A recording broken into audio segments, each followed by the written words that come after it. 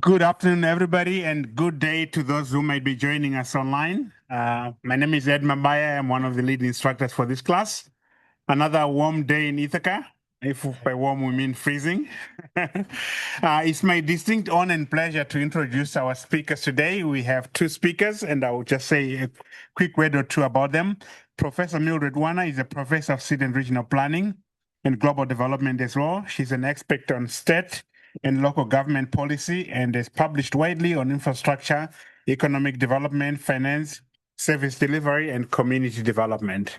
She'll be presenting today with Natassia Bravo, who has received a PhD in state and regional planning from here at Cornell University. Her research focuses on infrastructure policy, especially rural broadband access. She has published, a lot of popular press reports on broadband policy and local initiatives. Both of them have received the Charles Benton Broadband and Society Prize of 2023. They'll be speaking today about bridging the digital divide in the US, planning innovative state and local approaches. Let's give them a nice round of applause to welcome them. We're very happy to be here today to talk with you about our new book on the digital divide. And for those of you who are interested, we paid for open access, so the book is freely downloadable. Just pull out your phone. Yes, you're allowed to pull out your phones. I know that's illegal in this class, but today it's legal to pull out your phone, and that QR code will take you to a free downloadable version of the book. What we're going to do is spend about 30 minutes giving you an overview of the book and its issues. But we want to start with talking about the 3 A's of thinking about the digital divide and what causes the digital divide. You need to have affordable devices. You need to have people who know how to use them. That's adoption. And you need to have access. What does that really mean? Right now, I'd like you to keep your phones out and click in for attendance to the class.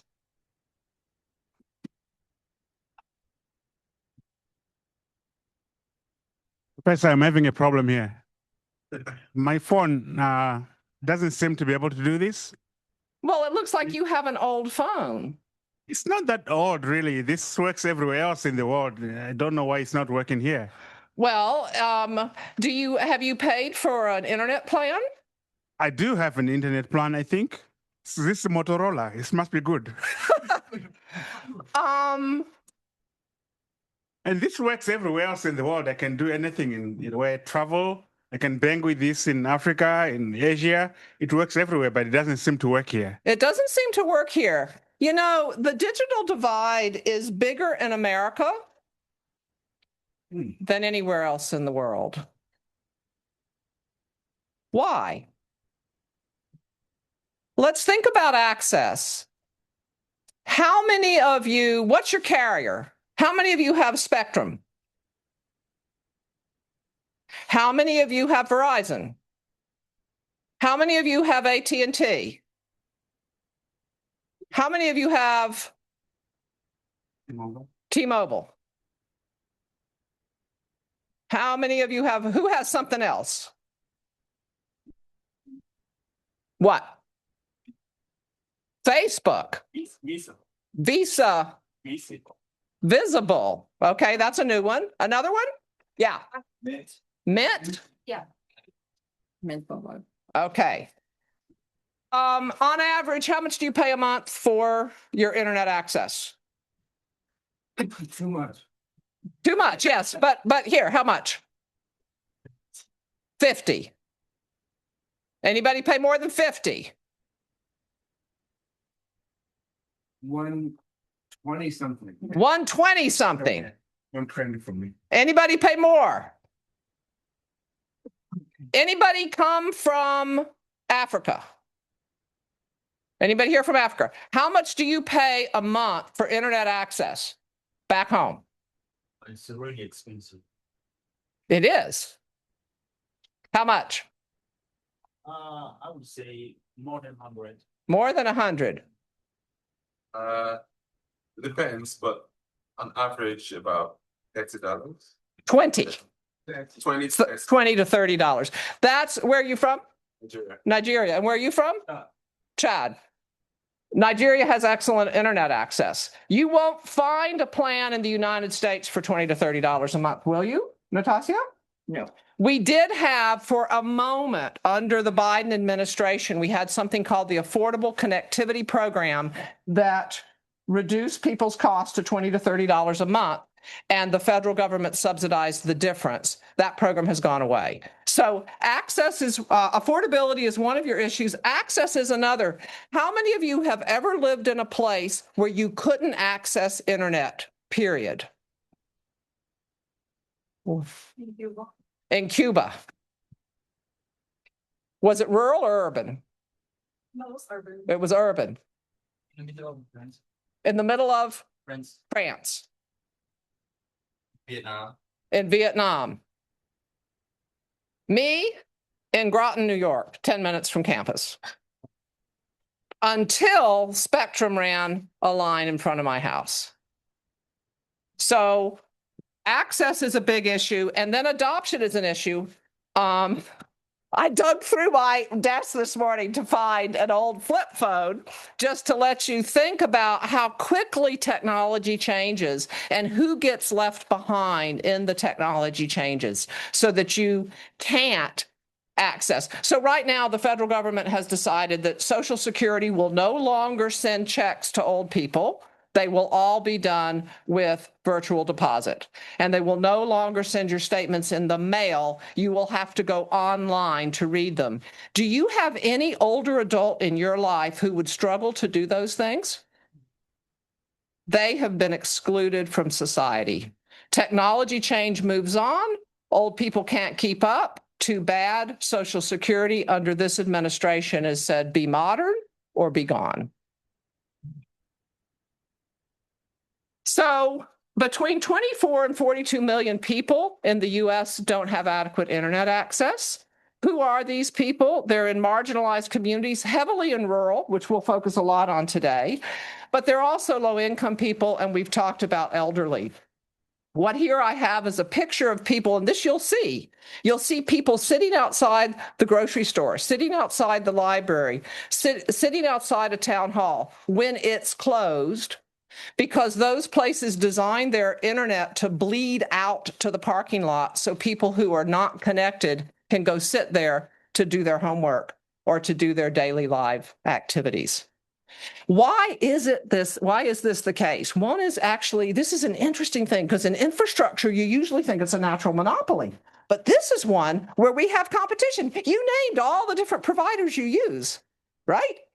The problem is there's a high cost of entry for some providers. There's a lot of market failure going on, and there's digital redlining.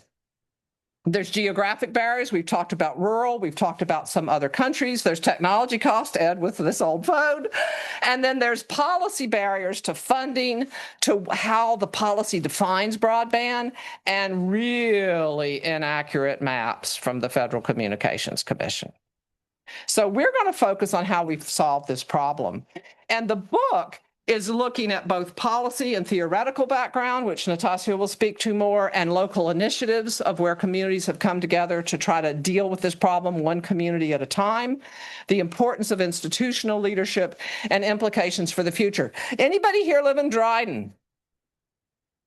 Dryden's really cool because they've initiated a municipal broadband piece. It's a highly rural area. It's probably one of the biggest townships in Tompkins County, has a lot of rural areas. And this is them literally stringing fiber cable in a field.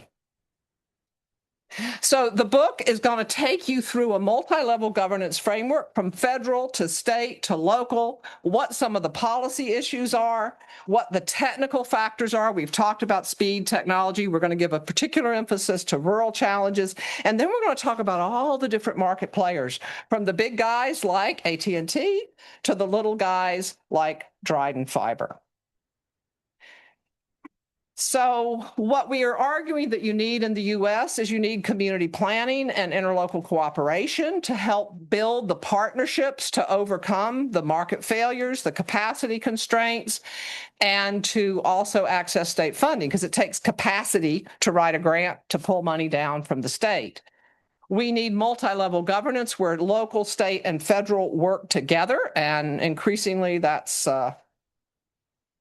the federal policy landscape, as you all may have noticed, has shifted a lot in the last year. We'll talk about that a little bit too.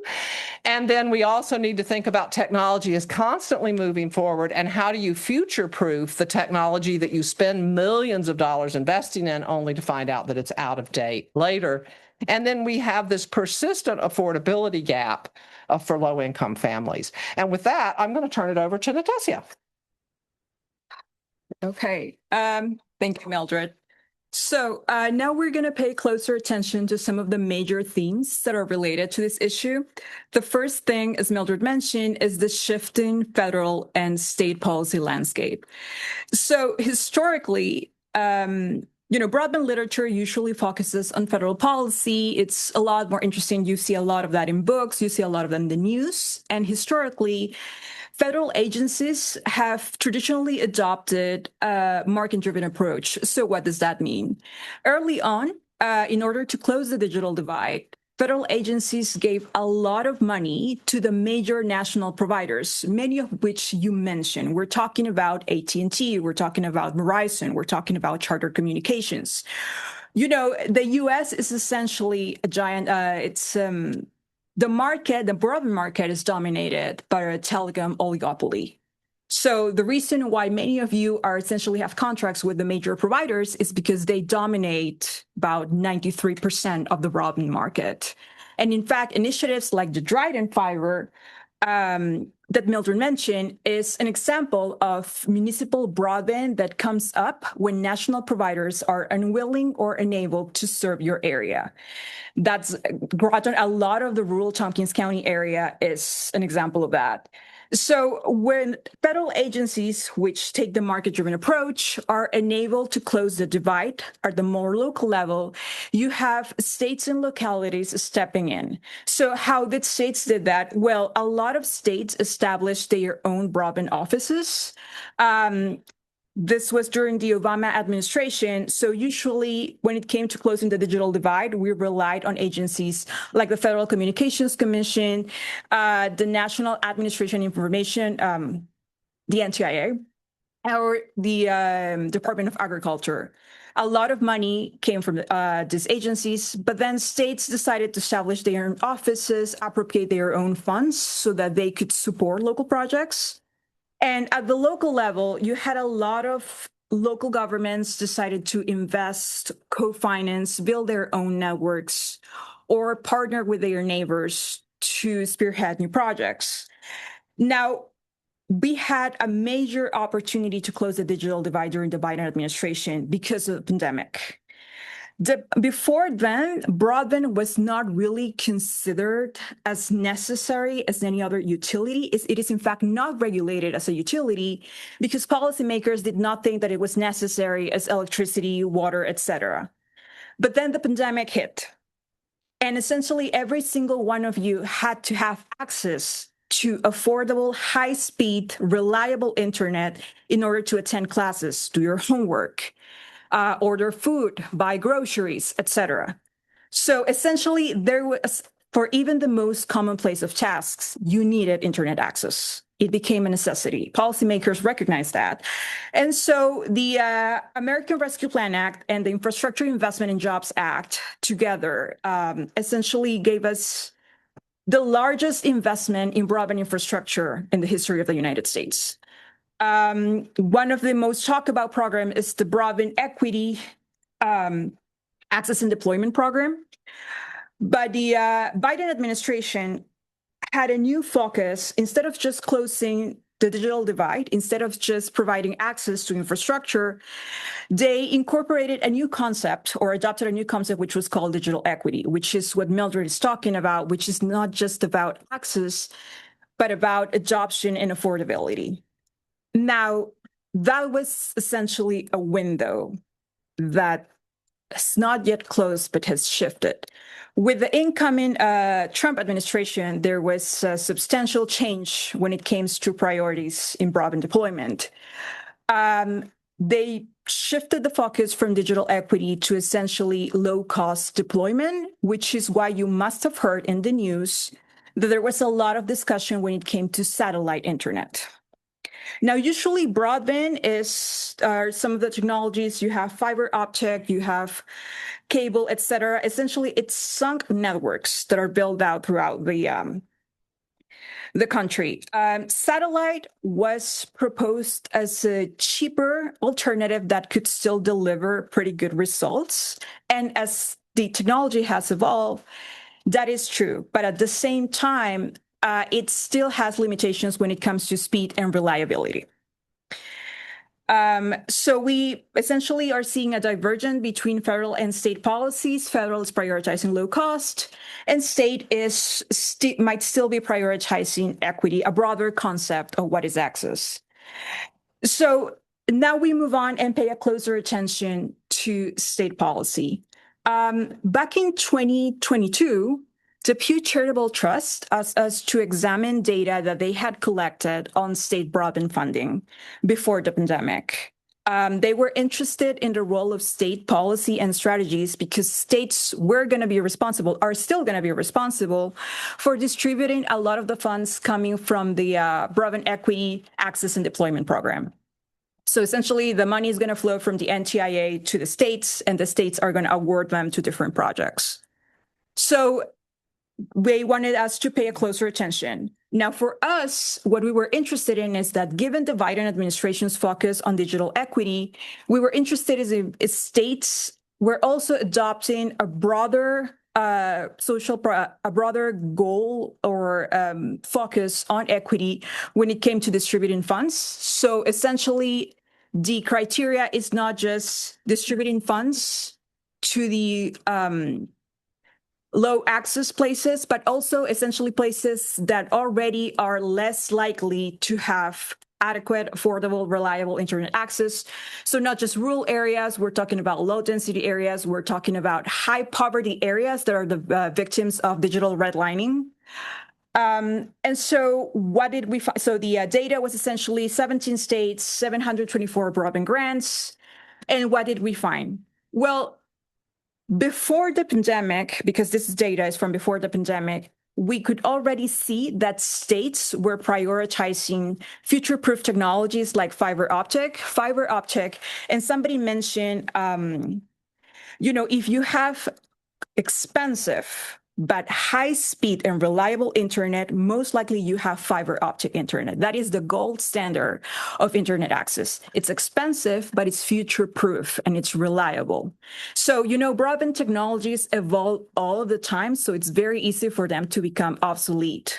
So fiber, it's a very good investment. And we knew back then that states were already investing a lot of that in fiber. We knew that states were supporting a lot of local regional providers as opposed to the national providers that many of you already mentioned. They already got their share of the money. Now states were interested in working with telephone co-ops, electric co-ops, municipal broadband firms, et cetera. Emergent support for public-private partnerships. At the same time, we did not yet see that states were focusing on digital equity when it came to distributing funds. They concentrated on low density and low adoption areas, but we did not see that poverty yet was a factor in their decision of how to distribute funds. Now, we move on from state policy to local action and local strategies.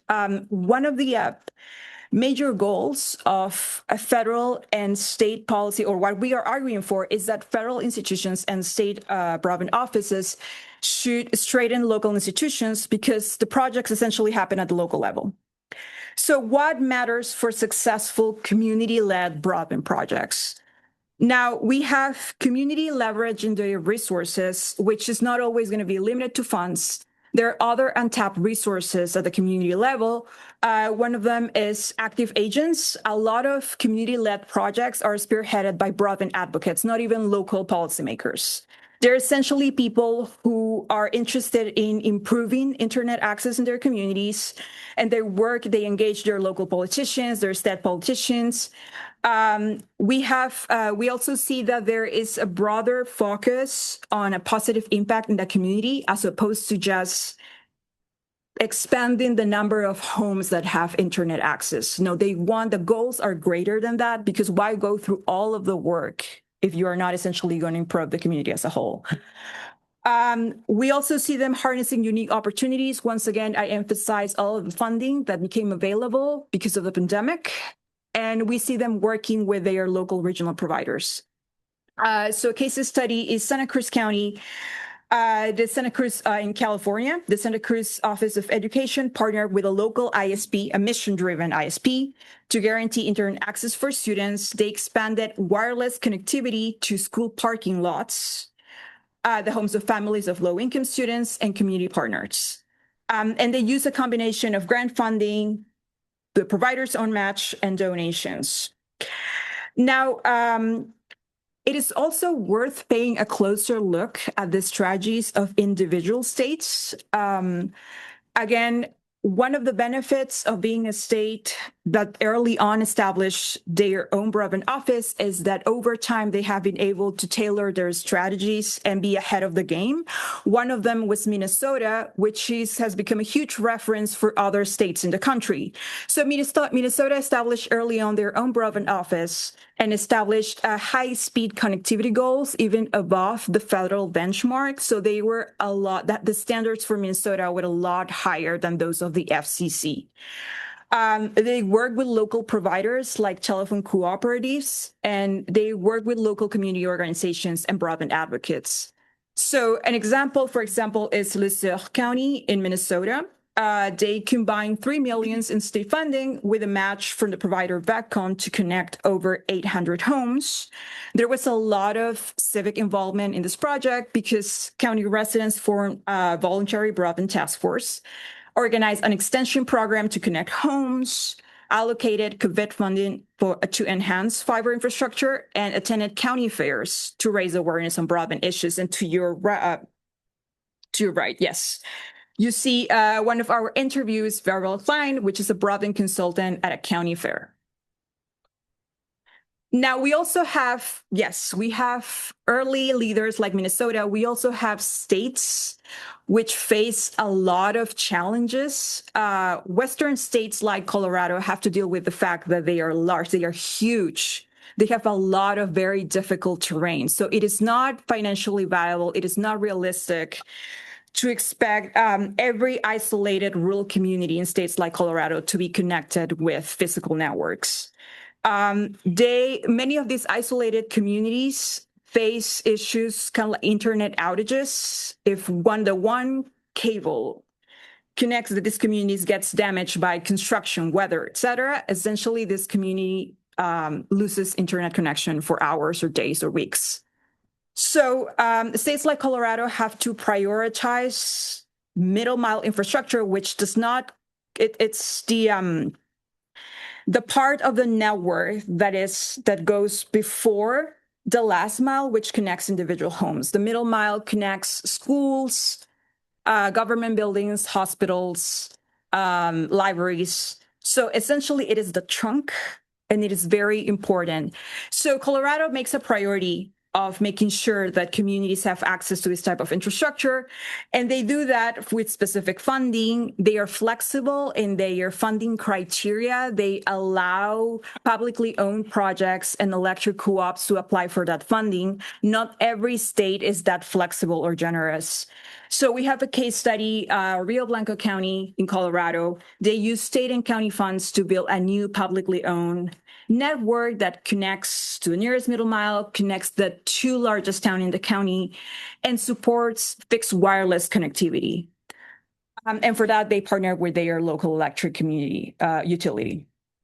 Now, on the other side, you have, say, states like Maine, which are very small. They have fewer resources. They are deeply rural, and they have very small communities. So in this case, it makes sense that not one community is going to be able to close that divide alone. And it makes sense to work together, to partner with your neighbors, to pool demand and resources to actually get providers interested. Because the truth of the matter is that every single one of these projects has to be financially viable. And so providers are unfortunately not going to be able to deliver unless they have, it makes sense for them to do so. So this is why what the Maine's broadband office does is it coordinates regional solutions instead of just localized solutions. It encourages communities to partner with each other, pull demand, pull resources, share the burden of financing new infrastructure. And it's very flexible, again, when it comes to the types of projects that they fund. You can go the traditional way, work with charter communications to connect a pool of various small communities in, say, the Blue Hill Peninsula. Or you can go the public way, which means that Maine is one of the early states funding broadband utility districts, which are very similar to regional utility districts, which is when rural communities share the burden of financing essential services like water or electricity, like water. And so they did something similar for broadband. And again, what the state's broadband office does is it provides funding to allow these networks to connect more communities. So one of the projects that the Pew Charitable Trust asked us to look at was affordable internet in public housing projects. So we looked in Seattle, we looked at Newark, New Jersey, and then we had this really interesting project in the Choctaw Nation in rural Oklahoma, where they were able to partner with a for-profit provider and get them to lay fiber across the reservation. And it's like, how did you do that? Well, back at that moment, there was this affordable connectivity program, which was a federal subsidy for households to sign up. And what the Choctaw Nation did was guarantee that the nation would pay for everybody's subscription using this subsidy. That then guarantees to the private investor that if you build it, they will come. Because the problem in a lot of rural areas or underserved areas is when you build out the infrastructure, the users don't come because they're not used to having access. They maybe have trouble affording a modern device, and they don't know how to use it anyway. And so what the Choctaw Nation was able to do, because it's a nation and it's a collective organization, is they were able to guarantee to deal with the affordability problem, which then dealt with the demand problem to make it of interest to a private investor. And then they did a whole bunch of trainings with their older population and using their kids to help address the adoption problem.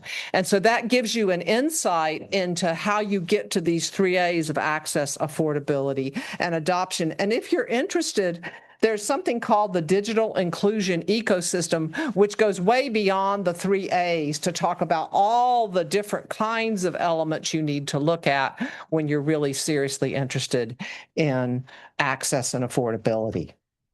Okay, thank you. And so now, state and local goals are not always going to be aligned. One of the reasons why you have a monopoly here in the US is because there is a lot of corporate lobbying at the federal and state level. And so we have some legislations and rules that actually try to protect private interests and protect private interests essentially by protecting it from public incursion into the market or publicly owned projects.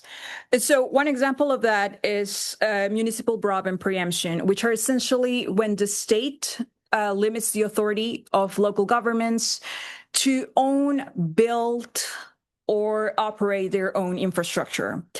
Now, we used to have, today we have about 16 states that limit local authority when it comes to municipal broadband up to some point. At the same time, we used to have a lot more, and the number has decreased over time because the states recognize that simply when a national provider, a large provider, private provider is simply not interested, then local communities need options. And sometimes when communities signal their interest to actually build their own networks, you will get a private provider interested. I mean, the thing is that you just need a little bit of leverage. That's all. So, but at the same time, we still have some states with this kind of preemption. What can local communities do?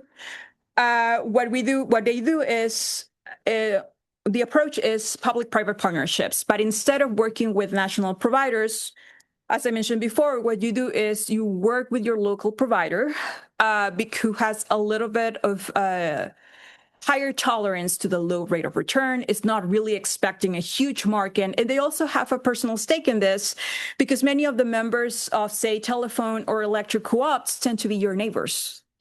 So they actually have a stake in the counties or the city or the towns improving their broadband connectivity. And so one case study that we have, it's Brownsville, Texas, where they the community partnered with a mission-driven, that's besides lit provider like Lit Communities, to build a publicly owned open access middle mile fiber network and straight and last mile connectivity. Now, back to the problem, which is, this is the slide that Mildred showed at the beginning of this presentation. I know that this has been a lot of information to absorb. We really did hope that we provided an overview so that you know at least where we are right now, why there's still a digital divide, what is a digital divide. And so the thing is that, again, and I emphasized, a lot of this discussion, it tends to happen to be related to federal policy. We place a lot of the responsibility and sometimes the blame on things not working out at the federal level. But what we're arguing for here is that closing the digital divide is a collective effort, and broadband infrastructure planning is a multi-level system that involves actors that operate at the federal, at the state, and at the local level. It involves different types of players, not just the providers. You have, again, the advocates, you have the regional providers, you have your nonprofits, you have your anchor institutions. Nobody alone is going to close it. Nobody alone is going to solve it. So this is what we have been trying to emphasize during this presentation. So back to the solution, what are we proposing? And hopefully this makes more sense now at the end of the presentation. Again, community planning. Realistically, while we may talk about broadband access at the national level, at the state level, at the global level, broadband access is a local issue, and the local level knows better than most who is connected and who is not. You have interlocal cooperation. At this point, many of the larger populations in the United States already have a healthy level of competition.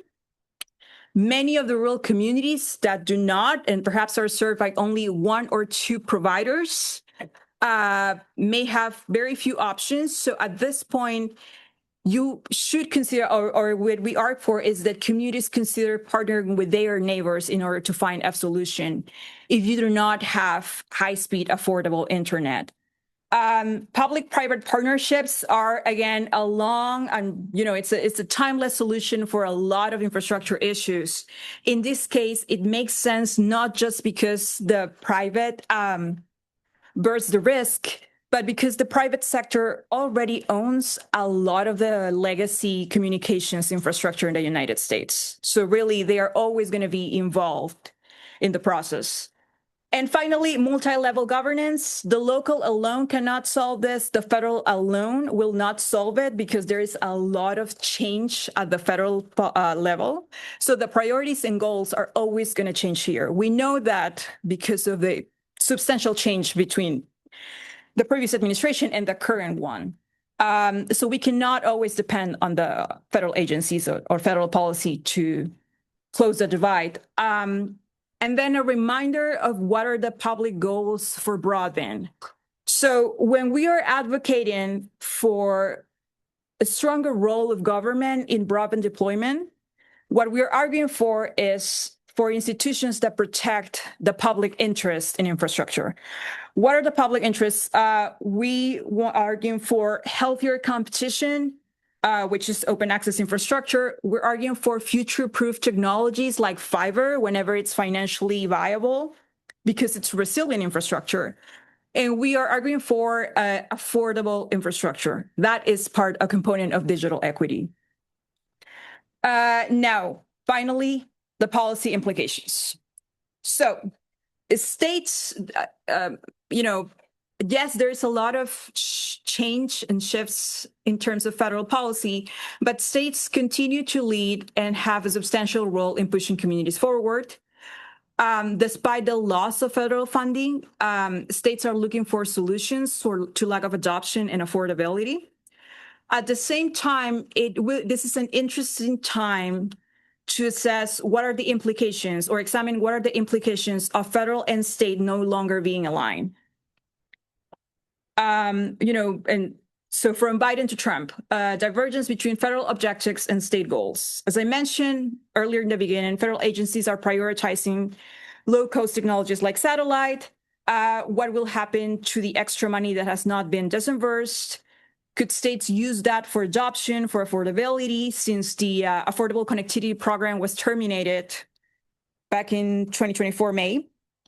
Will that program get renewed? Will we have a similar program? Because the thing is that affordability is not an issue that has gone away. It's not an issue that has been solved.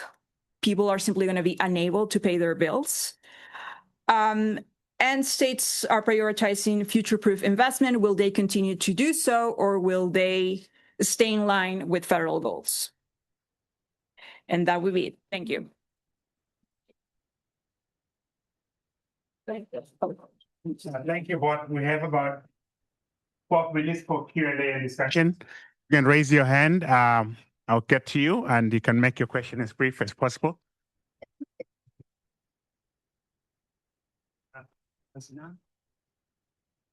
Thank you. So when you're talking to policymakers in the US and across the world, how do you justify greater broadband access when there are other issues that policymakers may be more familiar with, like hunger and general poverty?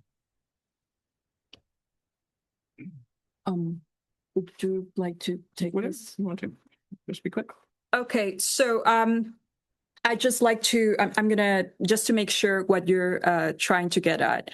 So what you see is a problem in justifying the need to invest in broadband or to prioritize broadband as a public investment because of other more urgent needs, like you said, hunger. Is that it? I think I understand the need from this presentation, but how do you convey that to policymakers? Okay. That is, You want me to take it? Sure. I mean, whatever. So in the United States, back in the 1930s, when electricity was coming along, we decided as a nation that having access to electricity was an important universal goal.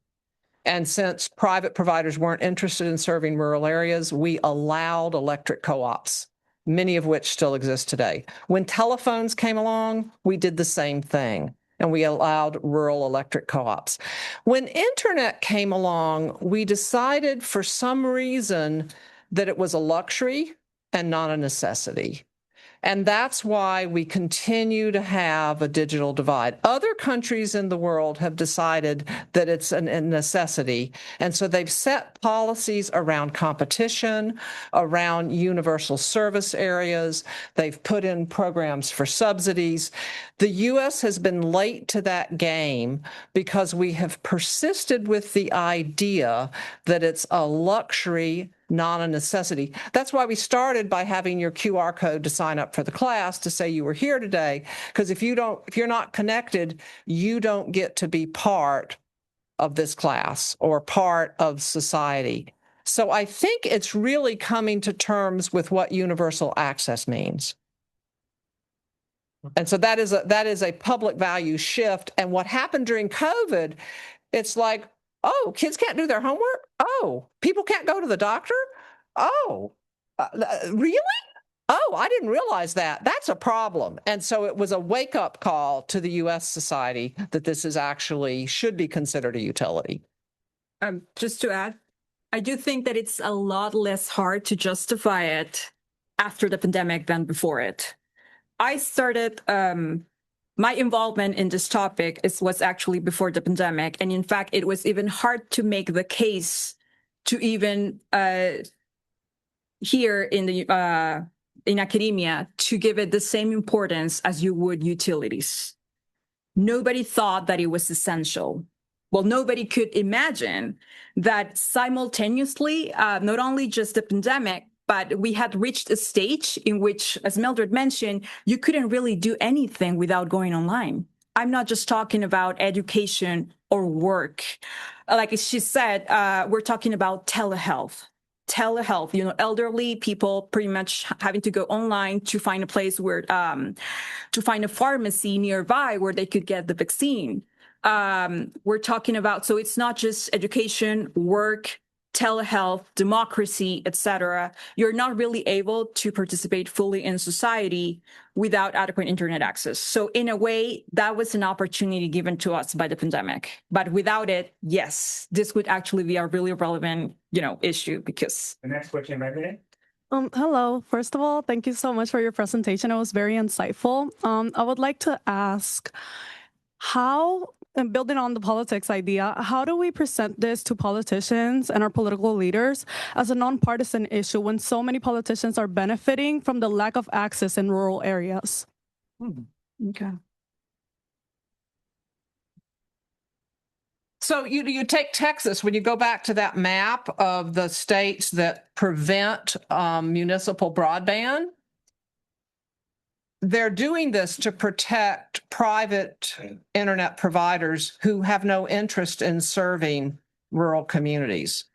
So yeah, and Natassia mentioned, a lot of money given to politicians, and you'll even have local officials say, yeah, somebody came in and wanted to put a cell tower here.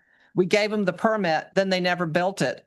They were basically claiming market share for a market they intended not to serve. And it really made even Republican local officials really angry that they thought they were serving their community when actually a private provider was just taking control of a region and then not serving. So I don't think this has to be a political partisan divide issue. But what's been interesting, as Natassia pointed out, we had 22 states preventing local municipal broadband. And then when they realized their communities couldn't access funding to solve the problem, we're down to 16 preventing. But we do have to realize that the large market players want to keep their non-competitive position. And so one of the things you can use is you can use the logic of competition. We believe in competition in America, right? That's a good value that goes Republican or Democrat. But a lot of your large telecom providers do not believe in competition. That's the last thing they want. So maybe that's one way to go about it. We have a question right here. Okay, thanks for your work, Mildred and Natassia. I really appreciate it. Have you thought about in your work or done anything to characterize kind of the social base of the digital divide in terms of, like, for example, food insecurity, poverty, race, ethnicity? Where are these places, not just in terms of rural, but in terms of more general socioeconomic characterizations? You can take it. That's it. Yeah. So we know it's rural because when you think of rural, you think of, is there a line? Is there a fiber optic cable? Can you see a cell phone? Do you have cell phone service? Is the satellite good enough? So that's a geographic one. Natassia talked about mountainous areas. Caroline here, just as you go outside of town, it's a very hilly part. Even cell service there is very spotty, so it's an issue. So geography is one piece. Income is another, because it costs, you said you spend $120 a month on internet, so do I. That's a lot of money. And a lot of people can't afford that, which is why they go sit outside the library when it's closed to access internet. So money is an issue. Natassia talked about redlining. In New York City, there's whole neighborhoods that don't have access to adequate internet. And that has to do with redlining. And redlining is often racial. Age, again, around the issue of adoption. And you're asking, is that going to link to things like food insecurity? Yes, along the income line. Is it going to link to things like healthcare? Yes, because you can't connect around your appointments. So, and this is where, again, this is an international group. I'm always amazed when I travel abroad to rural communities in Ecuador, in Africa, and the internet connectivity and the cell phone connectivity is way better. And the device that you need doesn't need to be a smartphone. It can be a dumb phone, and you can still do a lot of things on it. We have decided not to make those kinds of access available here. And so it leaves people on even one of the beautiful book by Nicole Oh, Nicole Turner-Lee, Nicole Turner-Lee, Digitally Invisible. Digitally Invisible, and she has a whole chapter about Syracuse and people sitting outside their public housing authority, because the public housing authority in Syracuse is not leading with internet connectivity. And so people, you don't have to go far to find people who've been left out and left behind. Another question there? Okay. Hi, my name is Unique Mackey. I'm an MPS Global Development Scholar here. Thank you so much for coming to speak to us. My question has to do with the phrase that you said, like, if you build it, they will come. And I guess that gets to that adoption component. But I'm concerned with like the digital literacy aspect of it. Like you brought up older folks and not knowing how to use it. But if you give them the digital device, you close the accessibility gap, how do you then contend with them being able to actually use the devices and the connectivity to do what needs to be done with it? And here's the thing about federal policy. So the Infrastructure Investment and Jobs Act did not only allocate funding for infrastructure, they allocated funding to what was called digital equity programs, which no longer exist, but they included money for digital literacy. So those will be money to libraries to hire digital navigators, which essentially help the elderly to learn how to navigate and use the internet. So again, that was a policy window that had thought broadly about the concept of access that indeed was not just limited to infrastructure, because you have huge swaths of the population that are not able to take full advantage of this service. And it's not just about it being there or not. So, the thing is that there was a policy solution to that. That was an issue that was recognized, was acknowledged, and there was a solution. That solution is no longer available, but this is what's going to happen. So the money for BEAD was essentially for infrastructure, but part of that money, if not spent, states were going to be able to decide how that money is going to be used. And many states were planning to use it for other things that were not infrastructure, including digital literacy. Now, that's still ambiguous, because the Department of Commerce, the NTIA is, within the Department of Commerce, and right now they are trying to figure out how to approach that. That was actually one of the issues that came up yesterday with this interrogation talk of the Secretary of Commerce. I mean, they were talking about what was going to happen with that money. A lot of state policymakers, Republican and Democrats, want to know what's going to happen because they have plans for that money. And a lot of plans are related to equity. So there is a possibility still to actually address that. I'll ask one final question. Is Starlink a game changer to the extent that it's coming from space and it can bypass all these things? Is that going to change this nature of this problem? It has, because again, we talk about campaign contributions and government preference. So Elon Musk, the reason why the federal government's moved back towards satellite is because of Elon Musk's close connection to President Trump. Starlink is a way better satellite option than what I had when I used HughesNet, and the latency was so much that I couldn't come to the Cornell library online because it would kick me out. It took too many partial seconds and the system wouldn't work. We've seen issues with turning off and turning on Starlink when Elon Musk feels connected to one thing or another. The big issue is that every time you get a new app and a new program, it needs more juice. And fiber is infinitely expandable, and satellite is not. So satellite, we have wonderful stories of people way up in the far north of Canada taking their satellites when they go seal hunting, taking their Starlink disk so that they can have internet even when they're way out in the wild. So it works for some areas, but to assume that that's going to be the primary approach, the technical experts still put their money on fiber. Please help me thank our speakers.